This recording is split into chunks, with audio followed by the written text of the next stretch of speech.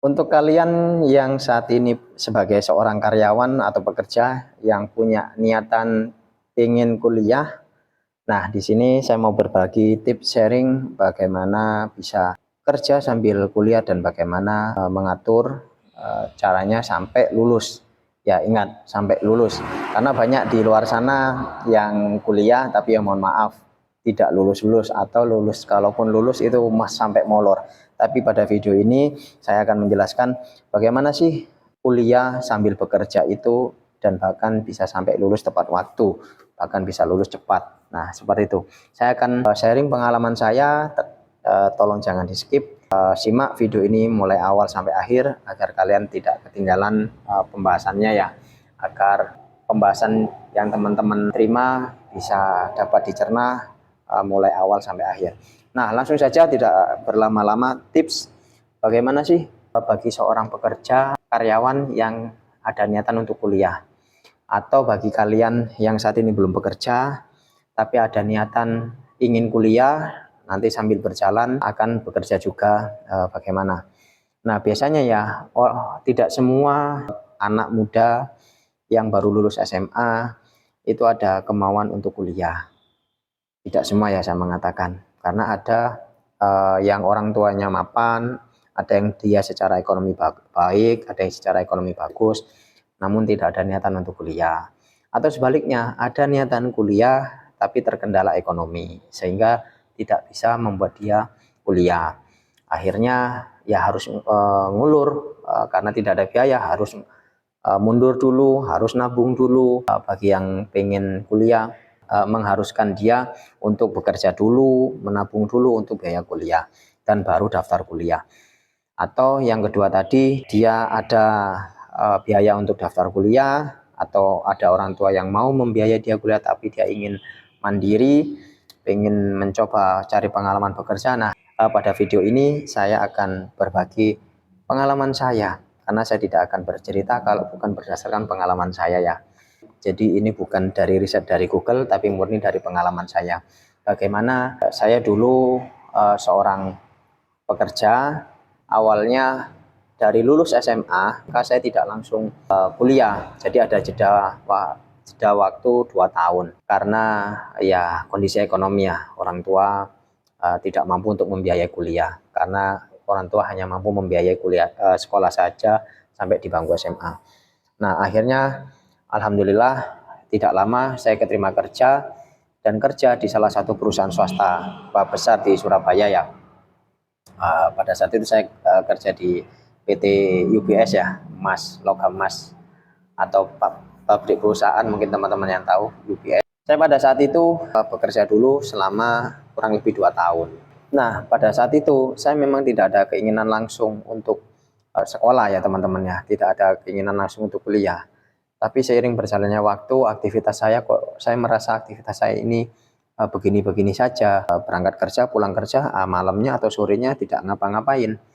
Sehingga saya merasa alhamdulillah ya Allah membukakan pemikiran saya kok merasa hidup seperti ini aja ya. Nah, saya kok merasa hidup saya kurang greget ya.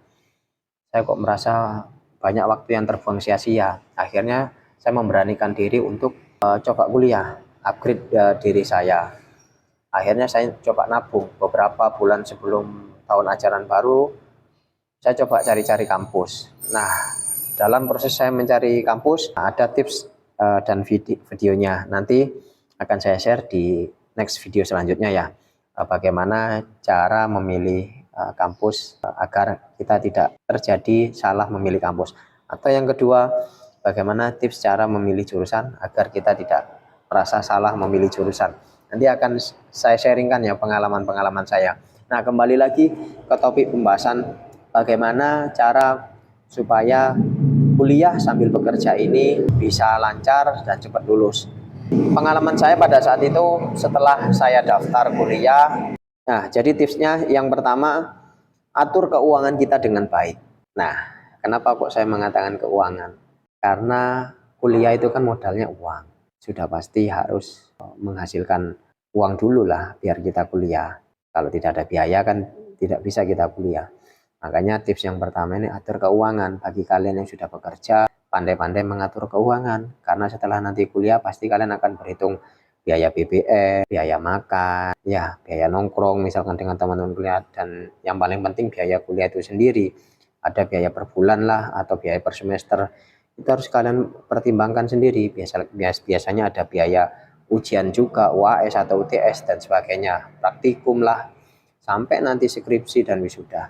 Itu harus kalian perhitungkan dulu. Kalian mampu nggak? Ya sama kayak orang mau kredit mobil atau kredit rumah ya. Jadi kalian harus perhitungan dulu, gali informasi sedetail mungkin di tempat kampus tersebut, bagaimana biaya-biayanya saat mulai pendaftaran, biaya apa saja yang harus dibayar, biaya apa saja yang harus dikeluarkan per bulannya atau per semesternya, sesuaikan dengan kantong kalian. Kalian mampu atau tidak. Jadi atur keuangan kita sebaik mungkin. Dan kalaupun dalam perjalanan kuliah itu tadi, kalian juga tetap harus pinter-pinter ngatur mana pengeluaran bulanan, mana pengeluaran untuk keperluan pribadi, mana keperluan untuk kuliah. Nah, yang punya orang tua mungkin mana keperluan untuk memberi ke orang tua kita.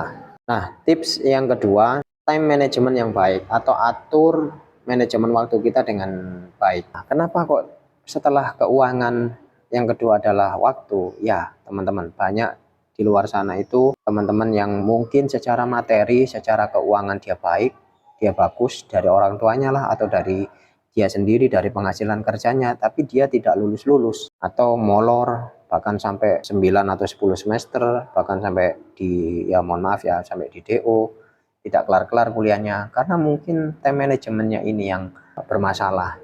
Kenapa saya mengatakan atur waktu, time management yang baik? Karena kita harus pandai mengatur mana waktu untuk kerja, mana waktu untuk nongkrong, mana waktu untuk kuliah, dan mana waktu untuk mengerjakan tugas. Karena ketika nanti sudah kuliah, pasti kan banyak tugas-tugas dari dosen. Dari macam-macam mata kuliah, dosen A, dosen B, dosen C. Dan ada momen di mana di hari yang sama atau di minggu yang sama padat dengan berbagai macam tugas ya. Belum lagi tugas praktikum, tugas di kelas, atau cari penelitian lah, atau membuat makalah dan sebagainya. Itu harus kalian perhitungkan mana waktu untuk membuat nongkrong sama teman-teman, buat liburan, mana waktu untuk tugas, mana untuk kuliah, mana waktu untuk istirahat. Nah, ini jangan lupa, istirahat juga perlu. Dan mana waktu untuk bekerja. Harus benar-benar kalian atur. Kalau tidak, kalian bagus dalam akademik, kalian bagus dalam bekerja, tapi kalian tidak bagus dalam mengatur istirahat, juga akan mengganggu kelancaran kuliah teman-teman. Nah, jadi perlu dipertimbangkan. Nah, ketika keuangan sudah diatur, waktu juga sudah diatur. Yang ketiga, ini biasanya teman-teman yang nggak kalah penting. Poin yang ketiga, pandai-pandailah memilih teman kuliah yang rajin. Kenapa saya mengatakan yang rajin? Iya, jadi saya tidak sedang mengatakan pandai-pandailah memilih teman yang pandai, yang pinter. Tidak, saya mengatakan pandai-pandailah memilih teman yang rajin. Yang rajin artinya itu yang benar-benar serius, rajin masuk kuliahnya, rajin mengerjakan tugasnya. Ya, intinya menseriusi perkuliahannya.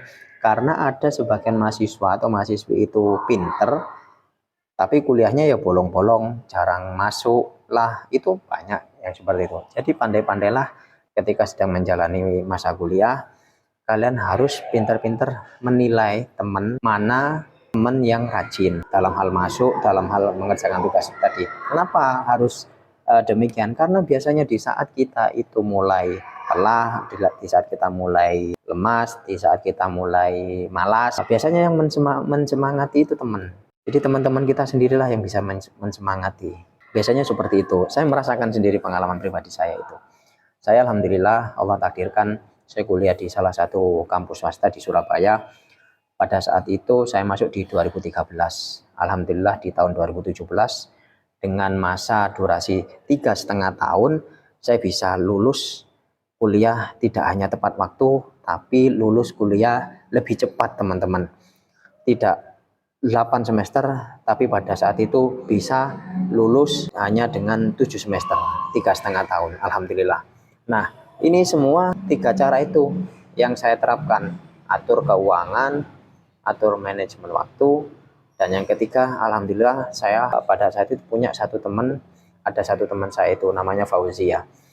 Dia itu sangat mendukung saya. Kita berdua itu alhamdulillah sama-sama lulus 3,5 tahun. Ya, jadi dari sekian banyak angkatan teman kuliah saya, pada saat itu seangkatan saya sekelas, ya pada saat itu kurang lebih 40 orang. Saya perhatikan pada saat saya masih ingat, hanya 2 orang saja yang lulus 3,5 tahun, ya 7 semester. Saya tidak sedang berbicara IPK ya, tidak sedang bicara cum laude, tapi saya berbicara lulus tepat waktu. Jadi tidak hanya tepat waktu, tapi malah lulus lebih cepat 7 semester. Nah, jadi itu teman-teman 3 tips dari saya kalau ingin kuliah sambil bekerja dan kuliahnya bisa lancar sampai lulus. Karena modal niat saja, modal uang saja belum tentu bisa membuat kita itu kuliah lancar, tidak ada hambatan. Namun jika insya Allah kita pegang tips 3 ini, insya Allah kuliah kita akan lancar sampai lulus. Itu saja teman-teman tips dari saya, mudah-mudahan bermanfaat berdasarkan pengalaman hidup saya. Saya tidak akan bercerita kalau bukan dari pengalaman hidup saya. Sampai jumpa di video selanjutnya. Jangan lupa like dan subscribe agar saya lebih semangat lagi dalam membuat video-video yang lainnya. Terima kasih. Assalamualaikum warahmatullahi wabarakatuh.